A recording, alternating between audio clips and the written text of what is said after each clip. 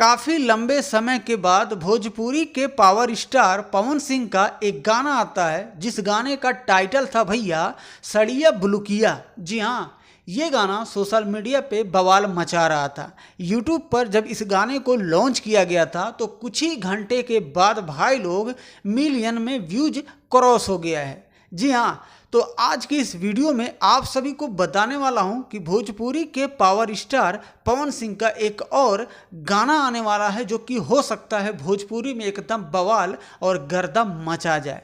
अभी गाने का कुछ भी अपडेट नहीं आया, लेकिन आपको बता दूं कि यूट्यूब पे भाई लोग गाने का ओनली पोस्टर शेयर किया गया है जो कि मीरा म्यूजिक यूट्यूब चैनल है जो कि प्रियांशु सिंह का है और प्रियांशु सिंह है पवन सिंह के एक म्यूजिक कंपोजर।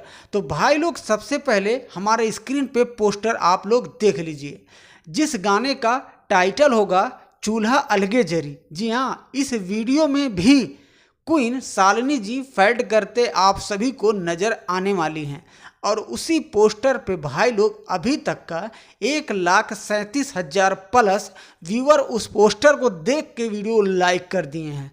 अब आप अनुमान लगा सकते हैं कि जब भाई लोग टीजर आएगा तब कितना गर्दा मचाएगा और जब 3 से 4 मिनट का फुल वीडियो आएगा मीरा म्यूजिक यूट्यूब चैनल से तब तो भैया गाना एक नंबर से ट्रेंड करेगा।